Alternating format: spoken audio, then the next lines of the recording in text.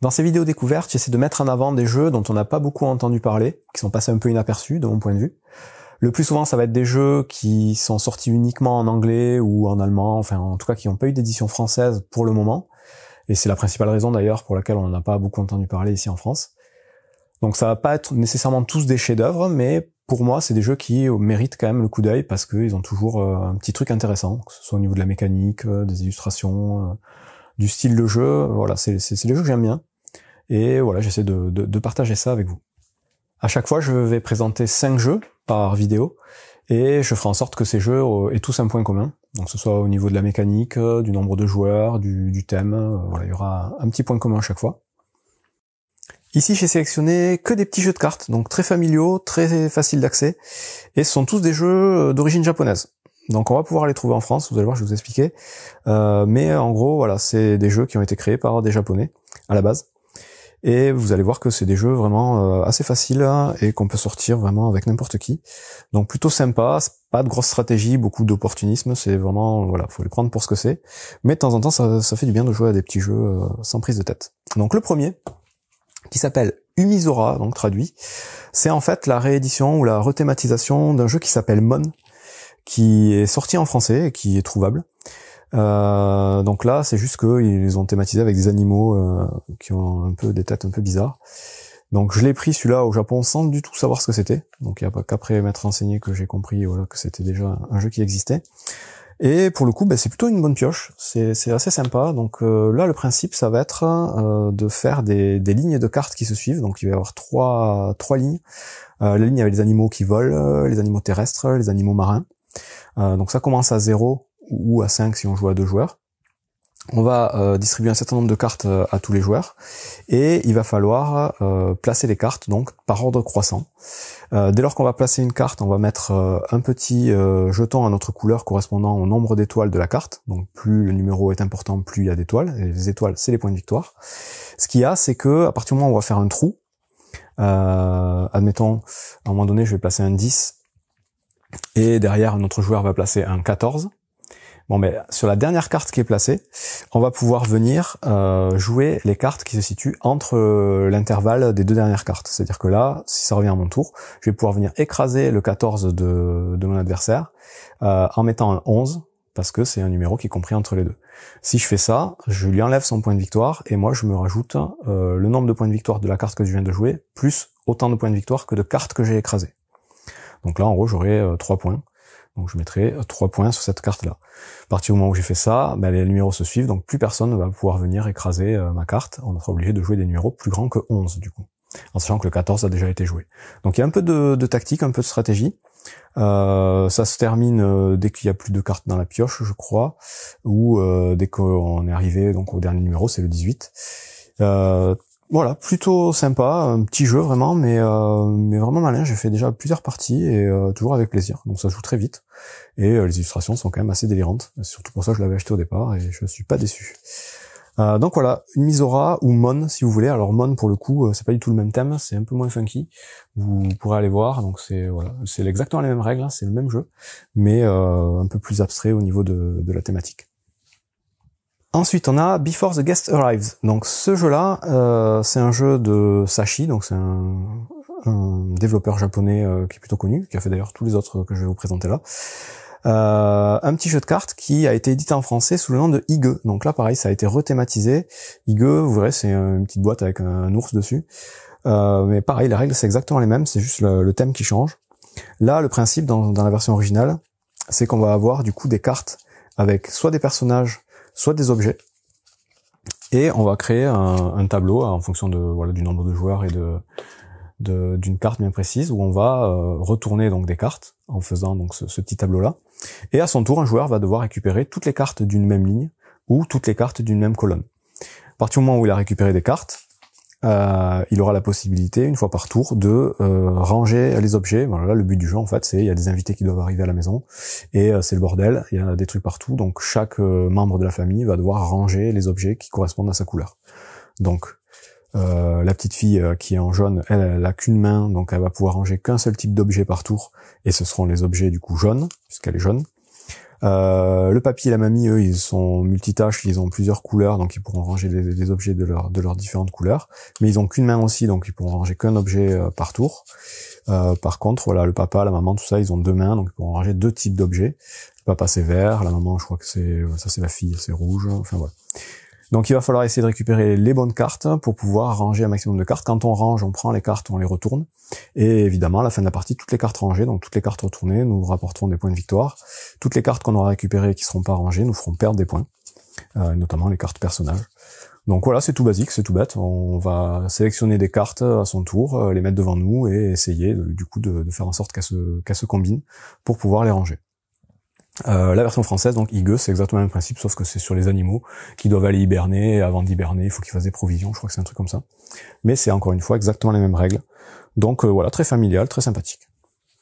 Ensuite, on a Bus and Stop. Donc celui-là, c'est le dernier donc de cet auteur, là, Sashi, qui est sorti en date. Pour le coup, il n'est pas encore dispo en France, mais bon, il y a des chances qu'il arrive, comme beaucoup de ces jeux.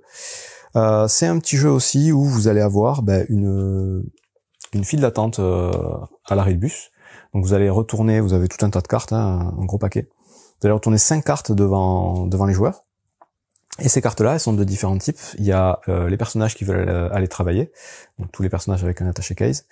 Vous avez les personnes âgées, vous avez les personnages qui veulent faire du tennis, vous avez aussi les étudiants, et vous avez les familles qui veulent aller au parc d'attractions.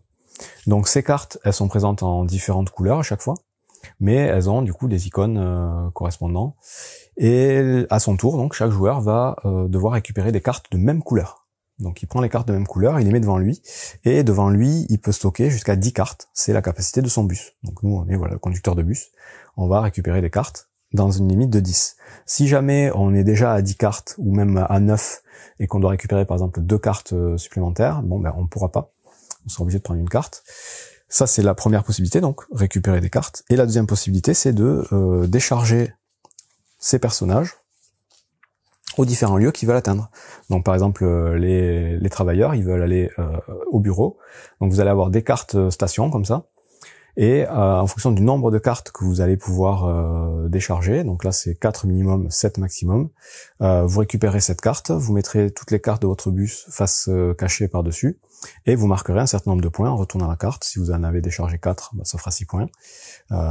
7, ça fait 20 points. Des cartes comme ça, il y en a un certain nombre, et on va faire ça, donc on va alterner les tours. Soit on fait rentrer des gens dans notre bus, soit on les fait sortir de notre bus pour les amener aux différentes stations. Ça va se jouer jusqu'à ce qu'il n'y ait plus la possibilité de remplir la file à 5 cartes, ou qu'il ne reste plus que 6 stations disponibles parmi les, je crois qu'il y en a 18 en début de partie. Donc voilà, encore un jeu tout bête, collection de cartes. On prend des cartes d'une certaine couleur, on essaie de faire combiner les bons symboles pour envoyer les bonnes personnes. Il y a des petites subtilités, par exemple les joueurs de tennis, on peut les livrer que par paire, évidemment. Ils doivent faire 2, 4 ou 6 maximum. Et encore une fois, c'est un petit jeu tout simple, pas de grosse stratégie, pas de règles trop compliquées, mais voilà, une partie de temps en temps très sympa. Et puis je vous dis, surtout ça peut se jouer avec des enfants assez facilement. In Front of the Elevator, même, vous voyez, les designs c'est les mêmes, c'est le même illustrateur, même créateur, encore une fois. Et là, le thème, la famille part faire du shopping, et donc on a un thème très japonais. Au Japon, les magasins, c'est souvent sur plusieurs étages, et il y a des tonnes d'ascenseurs. Et donc là, en gros, on va créer des files devant des ascenseurs. Et chaque ascenseur ne peut faire rentrer qu'un certain nombre de personnes. Donc ici, ce sera 4 personnes. Ici, ce sera 4 personnes aussi. Et on va avoir chacun une couleur. Donc chaque couleur aura sa couleur. Et dans chacune de ces couleurs, on aura un membre de la famille. Donc il y a le papa, la maman, la fille, le fils, la petite fille, le grand-père, la grand-mère. Et ces personnages, on va les jouer en face de chaque ascenseur. Et à chaque fois qu'on va jouer un personnage, il aura une petite particularité. Donc les papas, ils se placent toujours devant les grand-mères. Les papis devant les filles, voilà, enfin, je les ai pas tous sortis, mais il y en a plein. Le but du jeu, c'est d'essayer d'être placé, d'avoir les cartes en notre couleur placées le plus près de l'ascenseur, donc dans la limite des cartes ici, et le plus loin pour marquer le plus de points. Parce que la carte qui sera la plus proche scorera 2 points, la deuxième 2 points, la troisième 3 points, et 4 points. Donc il faudrait être idéalement placé en 4e position pour marquer des points. Sachant que dans cet ascenseur, tous les papis et les papas scoreront x2, Dans celui-là, ce sont les filles et les garçons qui scoreront x2. Donc là, voilà, il y a un peu de tactique. Il va falloir essayer de jouer les cartes au bon moment, et sachant que les cartes, on va les piocher dans des piles aléatoires, et on pourra aussi aller piocher les cartes qui ne sont pas à notre couleur. Donc au dos des cartes, on a la couleur des différents joueurs. On peut très bien aller piocher les cartes d'autres joueurs pour venir mettre le bazar un petit peu devant les ascenseurs. Donc j'explique vite fait, c'est pas très clair, hein, mais ça vous donne une petite idée. C'est encore une fois, voilà, un petit jeu de gestion de cartes, gestion de main, un peu plus tactique que les autres, mais très sympa aussi. Enfin le dernier, Photographe. Donc celui-là, pareil, il a été édité en français, hein, vous voyez, c'est Matago. En VO, ça s'appelle Win the Film, je crois. Donc celui-là, c'est le plus complexe de tous, parce que là, il va y avoir de la gestion de main, mais assez poussée. Donc on est sur le thème de la photo. Il va falloir créer des panoramas avec des cartes photographies comme celle-ci. Donc ces cartes, elles sont numérotées de 1 à 12 dans différentes couleurs. Et il va falloir donc faire des suites croissantes ou décroissantes de cartes d'une même couleur. Donc on peut commencer plusieurs collections devant nous. La particularité, c'est que les cartes, on va en avoir donc un certain nombre en main en début de partie. Et on peut pas changer les places des cartes. Donc un peu comme dans le jeu Scout par exemple, ou d'autres jeux du type. Les cartes, on les a dans notre main comme ça, on n'a pas le droit de les changer, sauf à certains moments. Et le principe, c'est qu'on va récupérer des cartes sur un tableau de cartes qui va être placé devant nous. Et sur ce tableau de cartes, on aura des cartes face visible à gauche et à droite, mais il y aura aussi des cartes face cachée au centre. Les cartes face cachée, elles vous donnent une indication sur la valeur. Donc là, on vous dit que ce sera une carte verte, on sait que c'est vert, et que la valeur va de 7 à 12. Donc là, quand elle est cachée, on ne sait pas exactement la valeur qu'on a. Quand on va récupérer les cartes, il va falloir, c'est pour récupérer un maximum, prendre le risque de prendre des cartes cachées et que ce soit les bons numéros. Donc celle-là, au final, c'est un 12. Et à chaque fois qu'on va récupérer des cartes, on pourra en prendre de 1 à 3 en ligne. Et les cartes qu'on récupère, obligatoirement, on doit les placer devant notre jeu. Donc maintenant, je récupère 2, je les place devant. Une fois qu'on a récupéré des cartes, on va avoir la possibilité de modifier la position d'une carte en la faisant monter dans la liste. C'est-à-dire les cartes qui sont le plus en arrière, on va pouvoir les faire revenir un peu plus en avant. Donc je pourrais très bien prendre le 2 ici, et le faire monter, et le mettre ici, admettons.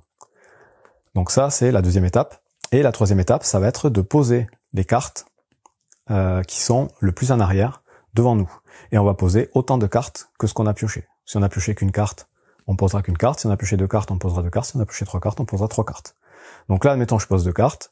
Je vais pouvoir commencer une collection de 1, une collection de 1 jaune, une collection de 1 bleu. À partir du moment où j'ai commencé une collection, les cartes que je vais pouvoir mettre par-dessus pour compléter ma collection, ce seront nécessairement les cartes qui sont indiquées juste en dessous. Donc là, par-dessus un 1, je vais mettre un 2, un 3 ou un 4. Il faut que ça aille crescendo. Le 1, c'est le plus petit numéro, il faut que ça aille plus haut. Par-dessus un 3, par exemple, je pourrais mettre un 2 ou un 1, si je vais dans le sens décroissant, ou un 4, un 5 ou un 6, si je vais dans le sens croissant. Et si jamais la carte qu'on pose, parce qu'on est obligé de poser des cartes, ne correspond pas au bon numéro, on sera obligé de la poser face cachée, et ça nous fera perdre 2 points en fin de partie. Et ensuite, en fonction de la plus longue série qu'on aura fait, on marquera plus ou moins de points. Enfin, bon, je vous passe un peu les détails. Donc là, voilà, c'est un peu plus tactique que les autres, parce que il faut bien gérer la position des cartes dans sa main, dans quel ordre on prend les cartes, dans quel ordre on les repositionne, et comment on les pose. Mais c'est du coup le jeu, peut-être pour les gamers, le plus intéressant, parce que il y a vraiment un peu plus de stratégie, même si ça reste un jeu de cartes qui a l'aléatoire de la pioche qui joue. Là, il y a plus de possibilités de tactique, hein, et il faut réfléchir un peu plus. Donc voilà pour cette sélection de petits jeux de cartes japonais. Très sympa, voilà, pas trop prise de tête, à part peut-être le dernier, mais tous assez intéressants, je trouve. Bon jeu à vous.